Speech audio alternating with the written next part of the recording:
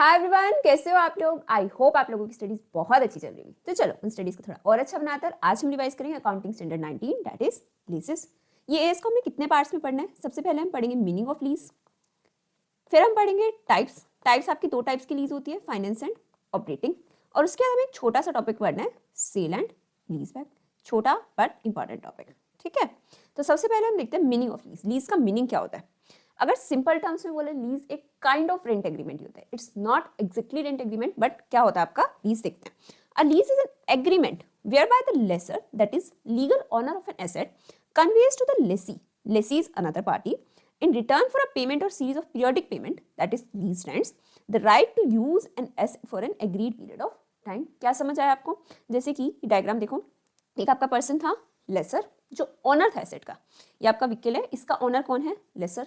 Laser ने क्या दिया, ये एसेट, लीज्ड एसेट किसको दे दिया, लेसी को। और लेसी ने उसके बदले क्या दिया, मिनिमम लीज पेमेंट, कोई भी उसको पेमेंट देगा। अब ये एसेट जो है इसको यूज कौन कर सकता है, लेसी कर सकता है, मतलब कि right to use an asset. और लेसर ने अपना एसेट उसे यूज करने के लिए क्यों दिया, क्योंकि उसको लीज पेमेंट्स मिलेंगी। आई होप ये क्लियर होगा। फिर इसके आगे कुछ इंपॉर्टेंट डेफिनेशंस अच्छे से समझना, क्योंकि ये डेफिनेशंस आपके क्वेश्चंस में यूज होने वाली है। सबसे पहले आपकी आती है minimum lease payments. Lease payment का मतलब क्या होता है, जो भी पेमेंट लेसर को मिलने वाली है। मिनिमम मतलब कम से कम, तो कम से कम लेसर को क्या मिलेगा। इसको हमें दो पार्ट्स में पढ़ना होता है। पहला केस होता है lessee will retain the asset at the end of the lease term. Suppose आपने क्या करा है, 5 ईयर्स के लिए लीज एग्रीमेंट करा है, एंड 5 ईयर्स बाद लेसी ने बोला है कि ये एसेट मैं आपसे परचेज कर लूंगा। आज ही हमने एग्रीमेंट करी कि 5 ईयर्स तक तो मैं इसका रेंट पे करूंगा, एंड देन उसके 5 ईयर्स बाद I will purchase the asset. तो उसके केस में क्या होगा, वो रिटेन करने वाला है। तो क्या देगा, जो लेसी है 5 ईयर्स तक तो लीज रेंट देगा। सपोज आपका लीज रेंट, हम क्या एग्जाम्पल लेके चलते हैं, उसने बोला कि 5 ईयर्स के लिए मेरे को क्या चाहिए, एसेट लीज पे चाहिए, और उसके लिए मैं आपको क्या दूंगा, लीज रेंट ₹50,000 पर एनम। ठीक है, तो आप कितनी पेमेंट करोगे, 50,000 इंटू 5, 2,50,000। देन ही सेड कि 5 ईयर्स बाद I will purchase that asset. अगर वो परचेज करेगा तो लेसर उससे कुछ पैसे लेगा ना, ये तो उसके रेंट के पैसे थे। ही सेड कि वो एसेट मैं आपको कितने में सेल कर दूंगा, 80,000। Lessor will sell the asset to lessee at 80,000। 80,000 को आप और ऐड कर दोगे, तो टोटल अमाउंट जो किसको, लेसर को मिलेगी, टोटल अमाउंट कितनी मिलेगी, 2,50,000 plus 80,000, 3,30,000। This is called your minimum lease payments. मतलब उसको कम से कम कितना मिलेगा, 5 ईयर्स का लीज रेंट मिलेगा, और ये आपका क्या था, परचेज प्राइस। ठीक है, ये केस कब था, जब लेसी आपका एसेट रिटेन करने वाला है। लेकिन अगर वो रिटर्न कर देगा, एसेट आपका 5 ईयर्स बाद रिटर्न हो जाएगा, तो क्या ये 80,000 वो पे करेगा, नो, क्योंकि वो तो परचेज करेंगे ना। हाँ, ये 50,000 इंटू 5 ईयर्स, ये अमाउंट तो जाएगा आपका, लीज रेंट बोलते हैं इसको। ये तो आपने जो 5 ईयर्स एसेट यूज करा है उसका अमाउंट है ना, तो ये 2,50,000 तो आपको पे करने ही करने। ठीक है, अब आफ्टर 5 ईयर्स लेसी वो एसेट किसको रिटर्न कर देगा, लेसर को, कि मेरे को परचेज नहीं करना, आप अपना एसेट वापस ले लो। तो जब वो एसेट वापस करेगा, तो उसके केस में उसको एक गारंटेड रेजिडुअल वैल्यू बतानी पड़ती है। मतलब कि अगर सपोज आप सोचो, आपने इन जनरल देखा होगा कि अगर हम कोई चीज़ हमारी होती है तो हम अच्छे से यूज़ करते हैं, रेंट पे ली होती है तो इतने इफेक्टिवली उसको इतने अच्छे से यूज़ नहीं करते कि हमारी थोड़ी, ऐसा सोच के इन जनरल ये लोगों का माइंडसेट रहता है। तो इस केस में अगर आपने कोई लीज पे एसेट लिया है, ठीक है, और जो आपको रिटर्न करनी है, तो लेसर क्या चाहेगा, वो मेक श्योर करेगा कि आप उसके एसेट को अच्छे से यूज़ करो। तो आपको बोलेगा कि मेरे को एक गारंटेड रेजिडुअल वैल्यू बताओ। गारंटेड रेजिडुअल वैल्यू मतलब कि जिस दिन 5 ईयर्स बाद आप मेरे को एसेट वापस करोगे ना, तब उस एसेट की एटलीस्ट इतनी वैल्यू तो बचनी चाहिए। ऐसा नहीं कि आप बिल्कुल स्क्रैप करके वापस करो। तो ये सेट ठीक है, गारंटेड रेजिडुअल वैल्यू आई से इज 40,000, कि जिस दिन 5 ईयर्स बाद लेसी एसेट रिटर्न करेगा उस दिन एसेट की वैल्यू एटलीस्ट 40,000 तो बच रही होगी। तो इस केस में आपका मिनिमम लीज पेमेंट कितना हो गया, 2,50,000 जो लीज रेंट मिलेगा, प्लस 40,000 की वैल्यू तो एटलीस्ट मिलेगी, अगर नहीं हुई तो लेसी पे करेगा। तो आपका MLP कितना हो गया, 2,90,000। I hope it is clear. ये चीज आपकी यहाँ पे लिखी हुई है। मिनिमम लीज पेमेंट अगर रिटेन करेगा तो क्या हो जाएगा, payment over the lease term that is 2,50,000 plus payment required to exercise the purchase option, हमने 80,000 एज्यूम करा था। अगर वो रिटर्न कर देगा तो payment over the lease term कितना था, 2,50,000 प्लस GRV आपने कितना लिया था, 40,000, तो आपका 2,90,000 का MLP आ जाएगा। गारंटेड रेजिडुअल वैल्यू का मीनिंग हमने देख लिया, which is guaranteed bye the Lesi. यहाँ थर्ड पार्टी को इस टाइम पे इतना कंसीडर मत करो, आपका क्वेश्चन में जनरली यूज नहीं होता। अनगारंटेड रेजिडुअल वैल्यू क्या होता है, अगर सपोज लेसी ने कितना गारंटी करा कि लास्ट में वैल्यू कितनी बचेगी, 40,000, लेकिन लेसर क्या एज्यूम कर रहा है कि हाँ 40 की तो मेरे को गारंटी दे रहा है, लेकिन मेरे को पता है कि एक्चुअल वैल्यू कितनी बच जाएगी, 60,000। ठीक है, तो 60,000 लेसर एज्यूम कर रहा है, 40,000 आपका गारंटेड है। तो जो आपका डिफरेंस है 20,000 वो क्या है, अनगारंटेड रेजिडुअल वैल्यू, जो लेसर अज्यूम कर रहा है। लेसी के पॉइंट ऑफ व्यू से नहीं होता, लेसी ने तो ये जीआरवी बोला था, guaranteed residual value. Unguaranteed residual value UGRV हमेशा लेसर पॉइंट ऑफ व्यू से होता है। लेसर एज्यूम करके चलता है जो एसेट अपना यूज करने के लिए दे रहा है कि लेसी ने मेरे को गारंटी 40,000 करे, लेकिन आई नो कि 60,000 वैल्यू बचेगी। हमें अपने एसेट की वर्थ पता होती है, एक्चुअली की लास्ट में इतनी बच सकती है, तो 20,000 विल बी अनगारंटेड रेजिडुअल वैल्यू। तो आपकी टोटल रेजिडुअल वैल्यू कितनी होगी, जीआरवी जितना गारंटी किया हुआ है प्लस यूजीआरवी, दस 60,000 is your residual value. I hope यहाँ तक क्लियर हो। फिर आपके बहुत इंपॉर्टेंट दो टर्म्स आते हैं, ग्रॉस इन्वेस्टमेंट और नेट इन्वेस्टमेंट। ग्रॉस इन्वेस्टमेंट का मतलब होता है कि जो आपका लेसर है उसको टोटल अमाउंट कितना मिलेगा। देखो हमने देखा था मिनिमम लीज पेमेंट का मतलब तो था उसको कम से कम कितना मिलेगा, राइट। लेकिन यहाँ पे ग्रॉस इन्वेस्टमेंट का मतलब है ग्रॉस अमाउंट, हमें डिस्काउंट नहीं करना, टोटल उसको क्या क्या चीजें, मतलब कितना अमाउंट उसको मिलने वाला है, तो उसको क्या क्या मिलेगा। लीज पेमेंट्स तो मिलेगी, जीआरबी भी मिलेगा ही, और यूजीआरवी भी हम लेके चलते हैं ग्रॉस इन्वेस्टमेंट में। तो gross investment means undiscounted amount of lease payments plus GRV plus UGRV, ठीक है। हमने एमएलपी के केस में सिर्फ लीज पेमेंट्स और जीआरवी लिया था। ग्रॉस इन्वेस्टमेंट हम किसके पॉइंट ऑफ व्यू से निकाल रहे हैं, लेसर के पॉइंट ऑफ व्यू से। ये आपको यहीं से पता चल जाना चाहिए कि हम यूजीआरवी भी कंसीडर कर रहे हैं। तो ग्रॉस इन्वेस्टमेंट हमेशा किसके पॉइंट ऑफ व्यू से निकलते हैं, लेसर के पॉइंट ऑफ व्यू से। हम ये मानेंगे कि लेसर को टोटल अमाउंट कितना मिलने वाला है, ग्रॉस अमाउंट, ठीक है। Lease payments plus GRV plus UGRV. अगर यही सारे अमाउंट्स को आप डिस्काउंट कर दो तो उसको हम बोलते हैं नेट इन्वेस्टमेंट। जैसे कि एक एग्जाम्पल लेते हैं, ये आपका था ईयर 0, आपके 5 ईयर्स से, ठीक है, first second third fourth fifth. आपने बोला हर साल 50,000 का क्या दोगे आप, लीज रेंट, ये तो आपको मिलेगा lease payments, plus fifth year and में आपने क्या बोला, guaranteed residual value 40,000, guaranteed residual value भी तो लीज टर्म के एंड में ही मिलेगी ना। तो आपको टोटल अमाउंट कितना मिलेगा, और 20,000 क्या था, लेसर एज्यूम कर रहा था अनगारंटेड रेजिडुअल वैल्यू, ये आपकी जीआरवी थी, ये यूजीआरवी थी, क्लियर। तो आपको टोटल अमाउंट, लेसर को टोटल अमाउंट्स कितने मिलेंगे, 2,50,000 plus 60,000, 3,10,000। This is your gross investment, ठीक है। अगर इन सब की हम ईयर 0 पे वैल्यू निकाल दे, ईयर 0 पे मतलब प्रेजेंट वैल्यू निकाल दे, इन सबको डिस्काउंट करके ईयर 0 पे ले आए, प्रेजेंट वैल्यू निकाल दे, तो उसको हम बोलते हैं नेट इन्वेस्टमेंट। मतलब कि आपने उसमें से क्या एलिमेंट हटा दिया, इंटरेस्ट का एलिमेंट हटा दिया, क्योंकि ओवर द पीरियड जो आप अमाउंट्स लोगे वो इंटरेस्ट का होगा। आपने इसकी नेट इन्वेस्टमेंट करी, सपोज जो भी डिस्काउंटिंग रेट हो सब कुछ करके हम एक बार के लिए अज्यूम कर लेते हैं कि इसकी नेट इन्वेस्टमेंट कितनी आ रही है, 2,60,000, ठीक है। वो डिपेंड होगा कि क्या डिस्काउंटिंग रेट है, क्या आपका हो रहा है। हमने नेट इन्वेस्टमेंट अज्यूम कर ली 2,60,000, ग्रॉस इन्वेस्टमेंट वाज 3,10,000, तो मतलब आप बचा हुआ 50,000 किस चीज का ले लेते, इंटरेस्ट का। तो क्वेश्चन आपसे पूछ सकता है कैलकुलेट अर्नड फाइनेंसिंग का, मैं आपको यही इन्फॉर्मेशन दे रखी होगी कि लीज पेमेंट्स आपकी 50,000 पर एनम है, लीज टर्म 5 ईयर्स है, जीआरवी इतना है, यूजीआरवी इतना है। सबसे पहले ग्रॉस इन्वेस्टमेंट निकालो, सबका टोटल कर दो, नेट इन्वेस्टमेंट निकालो, इन सबकी डिस्काउंटिंग कर दो। डिस्काउंटिंग आपको करनी आती होगी, ईयर्स लिख लो 1 2 3 4 5, उसके बाद अमाउंट लिख लो जो जो आपको मिलने वाले हैं, 50,000 50,000 ऐसे आपको मिलते जाएंगे। और फिफ्थ ईयर में आपको क्या मिलेगा, 50,000 तो मिलेंगी, प्लस 40,000 जीआरवी मिलेगा और 20,000 यूजीआरवी मिलेगा। यहाँ अपना क्या लिख लो, डिस्काउंटिंग फैक्टर जो भी है आपका, सपोज आपका 10% के अकॉर्डिंग ले लेते हैं, 0.909, 0.826, 0.751, 0.683, 0.621। अगर आपको डिस्काउंटिंग फैक्टर हम अज्यूम करें 10% दे रखा था, यहाँ पे आप क्या निकालो, अपने प्रेजेंट वैल्यू, ये आपका ए था, ये बी था, ए इंटू बी आपकी प्रेजेंट वैल्यूज आ जाएंगी, ठीक है। ये रेजिडुअल वैल्यूज को हमेशा याद रखना, फिफ्थ ईयर के डिस्काउंटिंग फैक्टर से मल्टीप्लाई करते हैं, क्योंकि वो भी तो आपको लीज टर्म के एंड में ही मिलेगी ना। इन सब का आप टोटल कर लो, ये आपकी क्या आ जाएगी, नेट इन्वेस्टमेंट। ग्रॉस इन्वेस्टमेंट में से नेट इन्वेस्टमेंट लेस कर दो, आपका क्या आ जाएगा, unearned finance income. Unearned finance income का मतलब क्या होता है, अभी हमने ये कहाँ पे कैलकुलेट करी है, ईयर 0 पे। क्या ईयर 0 पे इंटरेस्ट एक्रू हो चुका, नहीं हुआ, अभी तक तो एक्रू थोड़ी हुआ है। ईयर 0 पे हमने टोटल इंटरेस्ट निकाला कि हम इन 5 सालों में इतना इंटरेस्ट अर्न करेंगे, अब हर साल हम उसको एक्रू करते जाएंगे। कैसे एक्रू करेंगे आगे सीखेंगे, अभी आप बेसिक मीनिंग सीखो। ग्रॉस इन्वेस्टमेंट, नेट इन्वेस्टमेंट का मीनिंग क्या होता है, अनअर्न्ड फाइनेंस इनकम का मीनिंग क्या होता है। Gross investment undiscounted amount of lease payment plus GRV plus UGRV, net investment discounted amount of lease payment plus GRV plus UGRV, unearned finance income gross investment minus net investment. IRR जिस rate से हम discount करते हैं, जैसे कि मैंने इस question में ज्यूम करा था 10%, ये आपको जनरली गिवन होगा, ठीक है। अब आपका आता है टाइप्स ऑफ लीज। आपके पास कितने टाइप्स की लीज होती है, 2 तरह की, फाइनेंस ऑपरेटिंग। फाइनेंस लीज मतलब जिसमें आपके रिस्क एंड रिवॉर्ड्स ट्रांसफर हो जाते हैं, और it is a kind of loan agreement कि हमें ना वो एसेट, हम ये मान के चलते हैं कि हमें वो एसेट अपने बिजनेस के लिए चाहिए ही था एक लॉन्ग रन में, बस हमारे पास पैसे नहीं थे तो हमने एक तरह से लोन ले लिया, ठीक है। और ऑपरेटिंग क्या होता है, जिसमें आपके रिस्क एंड रिवॉर्ड्स ट्रांसफर नहीं होते, और आपका वो क्या होता है, एक नॉर्मल रेंट एग्रीमेंट जैसा। अभी हम डिटेल में पढ़ते हैं। फाइनेंस लीज के लिए आपको ये इंडिकेटर्स चेक करने पड़ते हैं। इफ एनी वन, इनमें से एक भी कंडीशन फुलफिल हुई ना, then it will be classified as finance lease. क्या क्या कंडीशंस हैं? First, the lease transfer ownership of the assets to the lessee by the end of the lease term.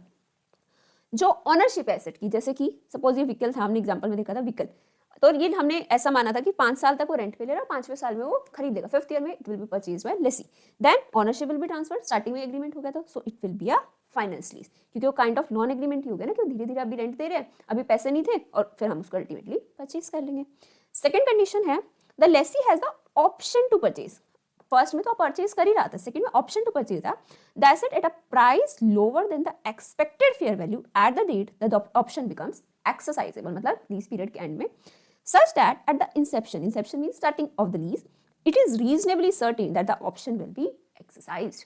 Example देखो इसका, lessee has the option to purchase lease asset for rupees 20,000. Lease term के end में उसका option है कि 20,000 में asset को purchase कर सकता है, whereas it is assumed that the market value at the end of lease term would be 2 lakh. उसके ऑप्शन 20,000 में परचेज करने का, मार्केट वैल्यू हम कितनी मान रहे हैं, 2 लाख हो सकती है। Considering the option to buy it at a bargain price, it is reasonably certain that lessee would exercise that option। और हम उसको क्या लेके चलेंगे, फाइनेंस लीज।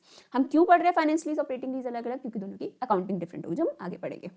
थर्ड कंडीशन होती है, the lease term is for the major part of the economic life of the asset even if title is not transferred. आपको ये कभी कभी क्वेश्चन में कंफ्यूज करने के लिए बोल देते हैं कि ना मेजर लाइफ के लिए तो एसेट दिया है, लेकिन वो क्या है, ओनरशिप ट्रांसफर नहीं हो रही, तो क्या फाइनेंस लीज है? हाँ है, ऑब्वियसली है। ओनरशिप ट्रांसफर होना जरूरी नहीं होता। अगर आपका major part of economic life के लिए एटलीस्ट 50%, तो हम उसको फाइनेंस लीज मानेंगे। Example, economic life is 40 years and lease term is 32 years। 80% of economic life, तो ये फाइनेंस लीज है। पहले फिफ्थ पार्ट देखो, the leased asset is of a specialised nature such that only the lessee can use it without major modifications being made. Example, specially designed ambulances given on lease and it can not be used by anyone else without major modifications. जो आपका lease asset है वो specialised customised nature का, लेसी के according बनाया हुआ है, और कोई और पर्सन लेसी के अलावा उसको बहुत ज्यादा मेजर मॉडिफिकेशंस करे बिना यूज नहीं कर सकता। तो हम क्या मान के चलेंगे, लेसी उसको रखेगा ना, ऐसा थोड़ी 2 महीने तो उसको वापस कर सकते हैं, लेसर लेगा ही नहीं, तो उसको हम क्या बोलेंगे, फाइनेंस लीज। फोर्थ कंडीशन देखो, एट द इंसेप्शन मतलब starting of the lease, the present value of the minimum lease payments. Minimum lease payments का हमने मीनिंग पढ़ा था, लीज पेमेंट जो आपकी ईयरली लीज पेमेंट्स आती है प्लस जीआरबी, ये आपका मिनिमम लीज पेमेंट होता है, और परचेज कर रहे हैं तो आपका परचेज प्राइस हो सकता है। Amounts to at least substantially all the fair value of the leased assets. आपने क्या देखा कि जिस दिन आपने ईयर 0 पे एसेट परचेज करा था, फेयर वैल्यू भी करा होगा ना मार्केट वैल्यू पे, तो हमने देखा कि आपने एसेट परचेज करा था सपोज ₹5 लाख में, ठीक है, और आप मिनिमम जो भी लीज टर्म में पैसे लेने वाले हो लेसी से, उसकी अगर हम ईयर 0 की वैल्यू निकालें ना, तो वो सब्सटेंशियली इक्वल, मतलब एक्जैक्टली 5 लाख नहीं, इसके ऑलमोस्ट इक्वल आ रही है। सपोज आपकी आ गई 4.95 लाख, तो आप ऑलमोस्ट अपनी फेयर वैल्यू, अपनी कॉस्ट की रिकवरी किससे कर रहे हो, लेसी से। हमने क्या बोला, at the inception of the lease, year 0 पे जो आपके एसेट की फेयर वैल्यू है that is substantially equal to the present value of minimum lease payments. Minimum lease payments means lease payments plus GRB, और अगर परचेज होने वाला है तो minimum lease payment plus purchase price, इसकी प्रेजेंट वैल्यू के equal आ रहा है ऑलमोस्ट, तो क्या बोलेंगे हम, फाइनेंस लीज। ठीक है, ये आपकी 5 कंडीशन थी। ऑनरशिप ट्रांसफर हो रही है, ऑनरशिप ट्रांसफर नहीं हो रही लेकिन ऑप्शन है परचेज करने का, रीजनेबली सर्टेन है कि ऑप्शन एक्सरसाइज हो जाएगा, मेजर इकोनॉमिक लाइफ के लिए आप एसेट को दे रहे हो। फोर्थ, आपकी present value of minimum lease payment is substantially equal to the fair value of the asset at the inception of the lease. And last आपका क्या है, customised asset according to lessee. एक भी condition fulfil हुई तो finance lease. ठीक है, अब आप देखो अकाउंटिंग लीज क्लासिफिकेशन हम कब करते हैं, इंसेप्शन पे, क्योंकि अकाउंटिंग आपको स्टार्टिंग से करनी है। Accounting for finance lease in the books of Lesi. Finance lease की अकाउंटिंग कैसे होगी, हमें पहले देखनी है लेसी की बुक्स में। लेसी मतलब जो एसेट को लीज पे ले रहा है। सबसे पहले वो क्या करेगा, अच्छा एक चीज याद रखना, फाइनेंस लीज के केस में एसेट परचेज बेशक लेसर ने करी थी, एक बार उसने परचेज कर लिया एसेट टू बैंक, वो एसेट वो किसको ट्रांसफर कर देगा, लेसी को। अब अपनी बुक्स में उसको कौन शो करेगा, लेसी। डेप्रिसिएशन कौन क्लेम करेगा, लेसी, जिसने एसेट लिया है यूज करने के लिए। ठीक है, तो वो सबसे पहले अपनी बुक्स में एसेट रिकॉग्नाइज करेगा, एसेट को डेबिट कर लेगा, और क्रेडिट क्या करेगा, बैंक से तो पैसे अभी गए नहीं है, क्रेडिट करेगा वो lease liability on the inception of lease. Lease liability मतलब क्या मानेंगे, हमने ये लेसर से लिया और लेसर हमारे लिए एक लायबिलिटी, हमें उसे पेमेंट करनी है ना, काइंड ऑफ क्रेडिटर बोल सकते हैं। किस वैल्यू पे करेंगे, lower of fair value and यहाँ पे प्रेजेंट वैल्यू आएगा, present value of minimum lease payment as per lessee. Lower of fair value मतलब जितने में वो एसेट की फेयर वैल्यू थी, परचेज प्राइस था, and present value of minimum lease payment as per lessee. जो भी आपका क्या आएगा, लोअर आएगा, उस पर आपको रिकॉग्नाइज करना है। अब आपके पास फेयर वैल्यू तो क्वेश्चन में गिवन होगी, मिनिमम लीज पेमेंट का मतलब हमें पता है लीज पेमेंट प्लस जीआरबी, उनकी प्रेजेंट वैल्यू निकाल लो। आप देख लो प्रेजेंट वैल्यू जो आ रही है और फेयर वैल्यू जो भी लोअर है उस पर ये एंट्री कर दूंगे, ऐसे रिकॉग्नाइज कर लूंगे। कभी कभी आपका इतना सा भी डायरेक्ट क्वेश्चन आ जाता है। फिर आपने बोला ये तो हमने प्रेजेंट वैल्यू पे करा है ना रिकॉर्ड, फेयर वैल्यू भी ईयर 0 वाली थी और प्रेजेंट वैल्यू इनमें से जो भी लोअर था। अब ओवर द पीरियड उस पर इंटरेस्ट लगना चाहिए, इंटरेस्ट लगा तो इंटरेस्ट कॉस्ट कैलकुलेट कर लो। ईयर 0 पे हमने जो अमाउंट रिकॉग्नाइज करा था तो आपने ईयर 0 पे रिकॉग्नाइज कर लिया। अब फर्स्ट ईयर में क्या करो, उस पर इंटरेस्ट लगा दो। सपोज यहाँ पे आया था आपका 2 लाख रुपए, एग्जाम्पल के लिए ले लेते हैं। आपका रेट ऑफ इंटरेस्ट था 10% का, तो आपका इस साल का इंटरेस्ट कितना बन जाएगा, 20,000, 2 लाख इंटू 10% 20,000 का आपका इंटरेस्ट बन गया। आप बोल रहे हो मिनिमम लीज पेमेंट आपकी कितनी थी, हर साल आप कितनी कितनी पेमेंट करे थे, फॉर एग्जांपल 50,000 की, ये आपको क्वेश्चन में गिवन होगी। तो आपका इस साल का इंटरेस्ट बन रहा था 20,000, पेमेंट करी आपने 50,000, तो रिमेनिंग 30,000 आपने क्या पे करा होगा, प्रिंसिपल अमाउंट पे करा होगा। ठीक है, आउटस्टैंडिंग प्रिंसिपल कितना रह जाएगा, 2 लाख का प्रिंसिपल आउटस्टैंडिंग था, 2 लाख रुपीज, 30,000 पे हो गया, 1,70,000 का प्रिंसिपल आउटस्टैंडिंग रह गया। नेक्स्ट ईयर फिर 170 पे आप इंटरेस्ट लगा दोगे 17,000 का, लीज पेमेंट आपकी सेम होगी 50,000। ठीक है, 50,000 में से 17,000 आपने इंटरेस्ट के दिया है, तो 33,000 आपने किसके दिए होंगे, प्रिंसिपल के। आप देखोगे ओवर द पीरियड आपका इंटरेस्ट कम होता जाएगा, क्यों, क्योंकि कुछ ना कुछ आप प्रिंसिपल रीपे करते जा रहे हो, उस पर इंटरेस्ट नहीं लगेगा।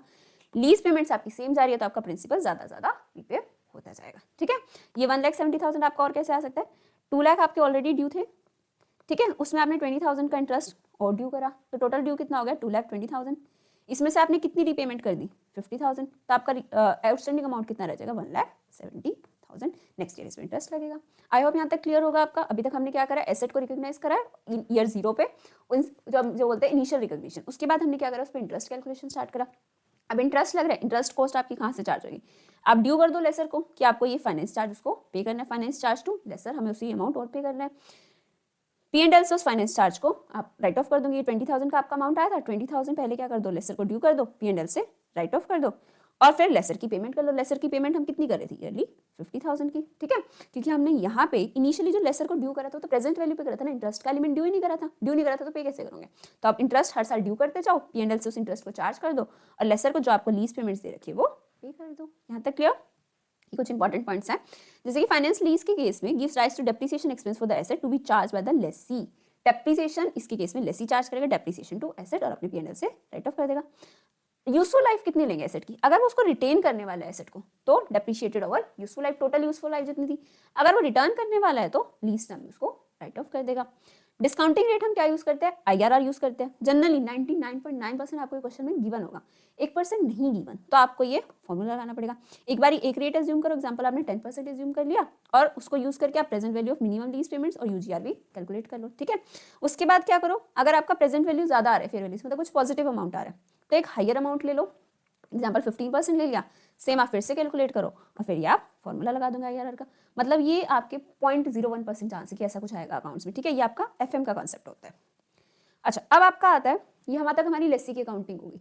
एसेट रिकॉग्नाइज करा, इंटरेस्ट चार्ज करा, इंटरेस्ट को P&L से राइट ऑफ करा, लेसर को ड्यू करा और लेसर की पेमेंट कर दी। ठीक है, अब बुक्स हम देखते हैं लेसर की। लेसर को क्या करना है, सबसे पहले तो उसने एसेट परचेज करा होगा, एसेट परचेज की एंट्री क्या करी होगी, एसेट टू बैंक, बैंक से पैसे गए, एसेट आया होगा। अब वो एसेट को किसको ट्रांसफर कर देगा, लेसी को। लेसी की बुक्स में हमने एसेट रिकॉग्नाइज करा था ना, तो लेसर की बुक से हटाना पड़ेगा। एसेट को क्रेडिट कर दो हटाने के लिए, और डेबिट किसको कर दो, लेसी को। लीज रिसीवेबल अकाउंट मतलब उसको लीज के पैसे मिलने वाले लेसी से। फिर जनरल एंट्रीज करो फाइनेंस इनकम की और रिसीट ऑफ लीज पेमेंट की। जैसे हमने वहाँ पे फाइनेंस चार्ज बुक करा था और लीज क्या करी थी, लीज पेमेंट्स बुक करी थी, यहाँ पे रिसीट ऑफ लीज पेमेंट्स हो जाएगी। तो फाइनेंस इनकम की एंट्रीज क्या होगी, lessee account debit to finance income, lessee debit कर दिया, फाइनेंस इनकम इनकम क्रेडिट हो जाएगी। फिर आप क्या करोगे, इस इनकम को P&L में क्रेडिट कर दोगे। फाइनेंस चार्ज को हमने P&L में डेबिट करा था लेसी की बुक्स में, फाइनेंस इनकम को क्रेडिट कर देंगे और बैंक में पैसे ले लोगे। ठीक है, आपने इनकम कितनी रिकॉग्नाइज करी होगी, 20,000, सेम अमाउंट ही आएगा, इसको P&L से क्रेडिट कर दो, P&L में क्रेडिट कर दो, बैंक में अपने 50,000 रिसीव कर लो। 30,000 आपके पास प्रिंसिपल के आ रहे होंगे, 20 की आपके पास इंटरेस्ट के आ रहे होंगे। इंटरेस्ट कैलकुलेशन सेम होगी आपकी जैसे लेसी में पढ़ा था, वो टेबल बना के, ये टेबल का फॉर्मेट देख लेना अच्छे से। क्या फॉर्मेट था आपका, आपने देखा था कौन सा ईयर है, मिनिमम लीज पेमेंट कितनी है, फाइनेंस चार्ज कितना है, प्रिंसिपल पेड, प्रिंसिपल ड्यू। आपका ड्यू कितना था, उसमें से पे कितना कर दिया, जो पे करा उसमें फाइनेंस चार्ज देख लो, मिनिमम लीज पेमेंट देख लो। यहाँ तक क्लियर। अच्छा, ये कुछ बेसिक बस रीड करने का। अगर कोई कंटिंजेंट रेंट है, कंटिंजेंट रेंट मतलब स्पेसिफिक अमाउंट नहीं है कि आपको इतना पे करना है, ऐसा बोला कि टर्नओवर का 1% या कुछ बेसिक आपको डिटेल्स दे रखी है, तो आपका AS 19 में कवर नहीं होता। It shall not be considered for accounting under AS 19। Initial direct cost, अगर कोई आपकी लीज के टाइम कुछ ब्रोकरेज वगैरह लगी है, कुछ भी ऐसी कॉस्ट है, तो आप क्या कर सकते हो, या तो उसको इमीडिएटली P&L में चार्ज कर दो, अगर कोई छोटा सा अमाउंट था, इनसिग्निफिकेंट सा अमाउंट था, P&L में चार्ज कर दो, या फिर एलोकेट कर सकते हो financing come in the lease sum, ठीक है, और कोई सिग्निफिकेंट अमाउंट था तो। यहाँ तक आपका था फाइनेंस लीज का टॉपिक। आई होप यहाँ तक क्लियर होगा। फिर हम देखते हैं ऑपरेटिंग लीज। ऑपरेटिंग लीज का मतलब क्या होता है? ऑपरेटिंग लीज मतलब जिसमें आपके रिस्क एंड रिवॉर्ड्स ट्रांसफर नहीं हो रहे, मतलब एक बेसिक आपका रेंट एग्रीमेंट जैसा होता है, ठीक है। Operating lease refers to a lease agreement which is not a finance lease. अच्छा, इसमें आपको क्या करना है, जिससे मैं आपको एक एग्जांपल देती हूँ। अगर सपोज आपका लीज टर्म था 3 इयर्स का, ठीक है, और आपको बोला लीज रेंट कितना है total for 3 years, 3 lakh per annum नहीं है, टोटल है।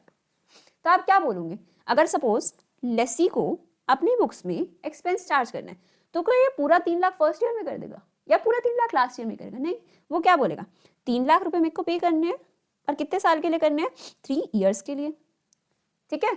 तो आपका पर ईयर का लीज रेंट कितना हुआ, 1 लाख पर एनम। तो वो हर साल क्या करेगा, P&L टू फाइनेंस चार्ज अपना कितना P&L से बुक कर लेगा, 1 लाख रुपीज, और सेम जो लेसर है अपने लिए इनकम मान लेगा। इसको तो हमने बोला SLM बेसिस, आपने इक्वल बेसिस पे डिवाइड कर दिया। ये तो आपको है जब नॉर्मल इतनी सी इन्फॉर्मेशन दे रखी हो, लेकिन अगर आपको इन्फॉर्मेशन दे रखी होती आउटपुट के बारे में, आउटपुट के बारे में इन्फॉर्मेशन कैसे, आपको बोला ईयर 1 में आप कितना आउटपुट करोगे, मतलब उस मशीन जो भी लीज एसेट है उसको यूज करके कितनी यूनिट्स प्रोड्यूस करोगे, 20,000 सपोज, ठीक है। ईयर 2 में आप कितनी करोगे, 10,000, और ईयर 3 में आप कितनी करोगे, 30,000। तो आप टोटल यूनिट्स कितनी प्रोड्यूस करोगे, 60,000 यूनिट्स प्रोड्यूस करोगे in the tenure of 3 years. तो अब क्या आपको सही लग रहा है कि हर साल हम इक्वली रेंट चार्ज करें? नहीं, रीजन बीइंग कि आप जब आउटपुट अलग अलग रेशियो में ले रहे हो, तो जो लेसी है उस एसेट को यूज करके जो आउटपुट प्रोड्यूस कर रहा है, इस आउटपुट से उसको रेवेन्यू आएगा। जब वो रेवेन्यू 2:1:3 की रेशियो में बुक करेगा, तो उसके कॉरेस्पॉन्डिंग जो एक्सपेंस होगा, लीज रेंट होगा, उसको वो इक्वल कैसे चार्ज कर सकता है? हम एक कंसेप्ट पढ़ते थे अपना 11th-12th में, मैचिंग कॉन्सेप्ट। मैचिंग कॉन्सेप्ट मतलब जितना आप अपना P&L में रेवेन्यू चार्ज करो, उसके कॉरेस्पॉन्डिंग एक्सपेंस पे चार्ज करो। रेवेन्यू 2:1:3 की रेशियो में तो एक्सपेंस बेस रेशियो में चार्ज करो। तो आप लीज रेंट कैसे चार्ज करोगे? टोटल रेंट था आपका 3 लाख का, टोटल यूनिट्स आपने प्रोड्यूस करी 60,000 इंटू 20,000, कितना आ जाएगा ये आपका, 3 लाख डिवाइडेड बाय 60,000 इंटू 20,000, ये आपका आ गया ₹1 लाख। ये तो बाई चांस सेम आ रहा है। फिर सेकेंड ईयर का देखो, 3 लाख डिवाइडेड बाय 60,000 इंटू 10,000, ये आपका कितना आ जाएगा, 50,000 का इस साल आपको रेंट चार्ज करना चाहिए। देन थर्ड ईयर में 3 लाख डिवाइडेड बाय 60,000 इंटू 30,000, यहाँ पे आपको कितना रेंट चार्ज करना चाहिए, 1,50,000। ये हम बात करें आपको P&L में कितना रेंट चार्ज करना चाहिए। लेसर को चाहे पेमेंट कितनी भी करो, जब आपसे हर साल 1-1 लाख रुपए ले रहा हो, लेकिन आप कहोगे कि हमें P&L में कितना चार्ज करना है, ये इस रेशियो में, क्योंकि हम रेवेन्यू इस रेशियो में कर रहे हैं।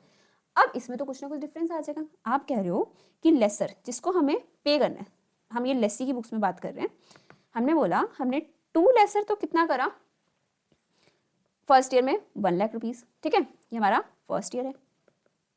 और यहाँ पे हमने जो अपना लीज रेंट का एक्सपेंस चार्ज करा वो भी कितना करा, 1 लाख का। फर्स्ट ईयर में तो कोई दिक्कत नहीं, इक्वल अमाउंट था। आप आ जाओ सेकेंड ईयर में, सेकेंड ईयर में आपका कुछ डिफरेंस आएगा, ठीक है। सेकेंड ईयर में क्या डिफरेंस आएगा, आप कह रहे हो हमें लेसर को पेमेंट इक्वली करनी है, हम एग्जांपल लेते हैं 1 लाख रुपीस की, लेकिन एज पर दिस कैलकुलेशन हमें P&L में लीज रेंट का एक्सपेंस कितना बुक करना है, 50,000। तो बाकी का डिफरेंस कहाँ डालें, बाकी डिफरेंस के लिए आप एक अकाउंट खोलते हो, लीज इक्वलाइजेशन अकाउंट, 50,000। अभी डेबिट बैलेंस आप अपने इसको एसेट्स में शो कर दोगे। थर्ड ईयर में आ जाओ, लेसर को आप पेमेंट तो पूरी करोगे, लेसर टू बैंक, लेकिन आपने अपने P&L से कितना एक्सपेंस चार्ज करा, 50,000 का, ठीक है। थर्ड ईयर में आ जाओ, थर्ड ईयर में आप कह रहे हो कि आपको एक्सपेंस कितना चार्ज करना है, लीज रेंट कितना चार्ज करना है। एज पर आवर कैलकुलेशन हमने देखा था 1,50,000 का, लीज रेंट 1,50,000। तो लेसर को आप पेमेंट, लेसर को तो सेम ही कर रहे होंगे, 1 लाख, वो तो हमने इक्वल मानी थी हर साल की, 1 लाख रुपीज। अब आप कह रहे हो अब डिफरेंस का क्या करें, तो अब आप लीज इक्वलाइजेशन को क्रेडिट कर दो। जो आपने लास्ट ईयर लीज इक्वलाइजेशन का बैलेंस बनाया था, अब आप उसको 50,000 को दो। पहले आपने 50,000 डेबिट करा, फिर 50,000 क्रेडिट कर दिया। मतलब कि लीज इक्वलाइजेशन का बैलेंस आपको सिर्फ इक्वलाइज करने के लिए होता है रेंट को in the ratio of revenue in the ratio of output. बाकी in the end of lease term तो इसका बैलेंस आपका खत्म होने वाला है। ये तो हमने देखा लेसी की बुक्स में, वो लीज रेंट बुक कर रहा था। सेम लेसर की बुक्स में भी वो जो इनकम चार्ज करेगा ना, आउटपुट के रेशियो में ही करेगा। क्यों करेगा? क्योंकि ऑपरेटिंग लीज के केस में डेप्रिसिएशन कौन चार्ज करता है? आपका लेसर चार्ज करता है। एसेट हमने क्या इसमें कहीं पढ़ा है ऑपरेटिंग लीज में कि हमें एसेट ट्रांसफर करना है? नहीं, वो तो हमने फाइनेंस लीज में पढ़ा था। ऑपरेटिंग लीज में जब एसेट लेसर की बुक्स में है तो उसका डेप्रिसिएशन भी कौन चार्ज करेगा? लेसर चार्ज करेगा। डेप्रिसिएशन जो एक्सपेंस है वो किस रेशियो में चार्ज करते हैं? हमने AS 10 में पढ़ा था। डेप्रिसिएशन अगर आपको यूनिट्स ऑफ आउटपुट दे रखे तो आप आउटपुट के रेशियो में चार्ज करते हो। तो अगर आप एक्सपेंस आउटपुट के रेशियो में चार्ज करो तो उस एसेट की कॉरेस्पॉन्डिंग जो इनकम आ रही है वो भी आप किस रेशियो में चार्ज करोगे? आउटपुट की रेशियो में। आपको चाहे हर साल इनकम, जैसे कि हम लेसर की बुक्स में फर्स्ट ईयर तो आपका सेम था, हम सेकेंड ईयर की बात करते हैं। फर्स्ट सेकेंड ईयर में उसने क्या ड्यू करा? लेसी से मेरे को पैसे कितने लेने हैं? 1 लाख रुपीज, ठीक है। लेकिन वो अपनी lease income as per output ratio कितनी मान के चलेगा? 50,000 की। और बैलेंसिंग फिगर वो किस में डाल के चलेगा? लीज इक्वलाइजेशन में 50,000। और इसके केस में वो P&L में 50,000 इनकम क्रेडिट करेगा, sorry lease income to P&L 50,000। और लेसी से पैसे भी वो कितने ले लेगा? 1 लाख रुपए, बैंक टू लेसी। तो आपने क्या देखा? इट डजंट मैटर कि आप लीज पेमेंट्स कितनी ले रहे हो, व्हाट मैटर्स इज आप P&L में कितना चार्ज करो। P&L में आपको किस रेशियो में करना है? आउटपुट के रेशियो में, अगर आउटपुट गिवन है तो। अगर नहीं गिवन तो SLM बेसिस पे कर दो। आई होप यहाँ तक क्लियर होगा आपको। इसको अपडेट कर लेते हैं। लीज रेंट और lease income in case of operating lease shall be recognised on SLM basis. Lease rent और lease income to be recognised in P&L every year equals to total lease payment during the lease term 3 lakh divided by total lease period 3 years. If ratio of output is given, then lease rent or lease income to be recognized in P&L account every year equals to output in current year. जैसे कि हमने first example लिया था 20,000 divided by total output expected 60,000 into total lease payments 3 lakh. Annual lease payment given in question, annual lease payment आपकी थी 1 lakh rupees की, ठीक है, माइनस एनुअल लीज रेंट, जैसे कि सपोज आपका आ जाता है 50,000 फॉर एग्जांपल, और income charge to P&L account equals to lease equalisation. जो भी आपका बैलेंस आएगा वो किस में जाएगा? आपका लीज इक्वलाइजेशन में। Lease equalisation account can be shown in balance sheet under current assets और current liabilities depending on nature of balance. Debit है तो एसेट, क्रेडिट है तो लायबिलिटीज। ये आपकी जर्नल एंट्रीज होगी। In the books of lessee सबसे पहले लीज रेंट अपना एक्सपेंस डेबिट करेगा जिसको P&L से राइट ऑफ करना है to lessor account. Balancing figure lease equalisation में। लीज रेंट में आपका क्या जाएगा? जो अमाउंट आपका आया था, जैसे कि सपोज 50,000, लेसर को आपको पे करना है 1 लाख, तो आपका बैलेंसिंग फिगर लीज इक्वलाइजेशन में चला जाएगा जिसको आप P&L से चार्ज करोगे। लेसर टू बैंक आप 1 लाख की पेमेंट कर दोगे, ठीक है। लेसर की बुक्स में लेसी आप उसको रिसीवेबल बनाओगे और अपना लीज रेंट चार्ज कर लोगे, ठीक है। लेसी को 1 लाख से ड्यू करोगे, लेकिन लीज रेंट अपना कितना ड्यू करोगे? 50,000। अभी सेकंड ईयर के अकॉर्डिंग कर रहे हैं। बैलेंसिंग फिगर लीज इक्वलाइजेशन में। यहाँ तक क्लियर? बैंक में पैसे ले लेगा वो 1 lakh rupees. Depreciation in this case will be charge by lessor. Initial direct cost या तो डेफर कर दो या P&L में चार्ज कर दो, सेम ही आपका। यहाँ तक क्लियर? अब आपका छोटा सा टॉपिक बचा है सेल एंड लीज बैक, लेकिन ये इंपॉर्टेंट टॉपिक है, ये आपका रिपीट हो जाता है। Sale and lease back. सबसे पहले कंसेप्ट समझो, कहना क्या चाहते हैं, सेल एंड लीज बैक का मीनिंग क्या होता है। सपोज आपकी एक कंपनी थी A लिमिटेड, जिसके पास क्या थी? एक मशीनरी थी, ठीक है। उन्होंने क्या करा? एक आपकी कंपनी थी B लिमिटेड। जो A लिमिटेड है ना, उसके पास मशीनरी तो थी, लेकिन बिजनेस रन करने के लिए उसके पास क्या नहीं था? लिक्विडिटी नहीं थी, कैश नहीं था, ठीक है। तो उन्होंने क्या करा? कैश लेने के लिए मशीनरी किसको सेल कर दी? B लिमिटेड को। अब मशीनरी B के पास चली गई। A के पास क्या आ गया? कैश आ गया, राइट। लेकिन अब A के पास कैश है, मशीनरी नहीं है, एसेट्स भी तो चाहिए बिजनेस चलाने के लिए। तो उन्होंने क्या करा दूसरे केस में? मतलब पहले तो इन्होंने ये तो करा सेल्स का एग्रीमेंट, सेल्स कर दी, साथ ही साथ उन्होंने क्या एग्रीमेंट करा कि B ने ये एसेट जो है इसको लीज पे दे दी और A अब उसको क्या देगा? लीज पेमेंट्स देगा। मतलब कि सपोज आपके पास घर था, लेकिन आपको क्या चाहिए था? कैश चाहिए था अपने डेली नीड्स के लिए, लिविंग के लिए। आपने वो घर किसी को बेच दिया। अब कहाँ रहोगे? बाहर टेंट लगा के थोड़ी ना रहना है, घर भी तो चाहिए। तो आपने वही घर सामने वाले से रेंट पे ले लिया। अब आपके इनिशियली पैसे भी आ गए, सपोज आपने 1 करोड़ रुपीज में वो घर सेल करा, अपना हाउस सेल करा, 1 करोड़ रुपीज आ गए। अब आप मंथली रेंट पे करते रहोगे, ठीक है। तो एसेट भी अल्टीमेटली A के पास आ गई और कैश भी आ गया, तो अब उसको लीज रेंट पे करता रहेगा। इसके केस में आपको देखना है, आपके 2 एग्रीमेंट्स हुए। देखो, एक सिंगल एग्रीमेंट में 2 ट्रांजेक्शन हुई है, सेल भी हुई है और लीज भी हुई है। वो कह रहे हैं कि ना जो लीज है वो तो आपको नॉर्मली जैसे हमने पढ़ा फाइनेंस या ऑपरेटिंग लीज जो भी है उसके अकॉर्डिंग आपको एंट्रीज करनी है, लेकिन जो सेल हुई है उस पर आपको कुछ प्रॉफिट या लॉस हुआ होगा, उस प्रॉफिट एंड लॉस को आपको डायरेक्टली P&L में चार्ज नहीं करना, उसके लिए हमें कुछ कंडीशंस देखनी पड़ती है, क्योंकि नॉर्मल ट्रांजैक्शन है, नॉर्मल सेल ऑफ एसेट नहीं है, इसमें आप उसको वापस लीज पे ले रहे हो, तो कह रहे हैं कि इसमें आपके प्रॉफिट लॉस को आपको चेक करना पड़ेगा, क्या करना है। अगर ये आपका जो आपने लीज पे लिया फाइनेंस लीज था, ठीक है, तो आपका जो भी प्रॉफिट लॉस हुआ है ना उस एसेट को बेचने पे, उसको आप क्या कर दोगे, डेफर एंड अमोर्टाइज। एग्जाम्पल, अगर आपका एसेट था जिसको आपने सेल करा 5 लाख रुपीज पे और आपकी उस एसेट की WDV थी 3 लाख रुपीज, तो जो ये 2 लाख रुपीज का आपको प्रॉफिट हुआ है, और एग्जाम्पल के लिए हम ले लेते हैं आपका लीज टर्म था 10 ईयर्स, तो आप ये पूरे प्रॉफिट को एक साथ P&L में क्रेडिट नहीं करोगे, over the lease period 2 lakh divided bye 10 years 20,000 की इनकम आप हर साल क्रेडिट करोगे अपने P&L में। ये तो था जब आपका लीज एग्रीमेंट था finance lease.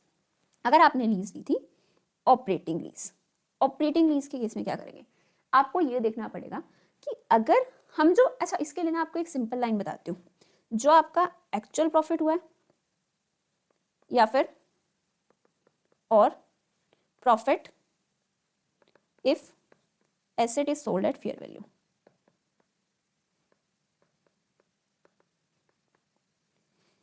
Which ever is lower, ठीक है, इसको तो आप कर दो अपना credit in P&L account immediately, जिस साल बेचा उसी साल, और उसके बाद भी अगर आपका कुछ प्रॉफिट बच जाता है जो एक्चुअल प्रॉफिट हुआ है, उसको आप क्या करोगे, डेफर एंड अमोर्टाइज। एसेंस समझ रहे हो आप इस टॉपिक का, इस मीनिंग का, कि आपको क्या देखना है कि अगर वो एसेट हमने फेयर वैल्यू पे जितने में हम बेच सकते थे उतने में बेचा होता तो हमें कितना प्रॉफिट होता, और एक्चुअल में हमें कितना प्रॉफिट हुआ है।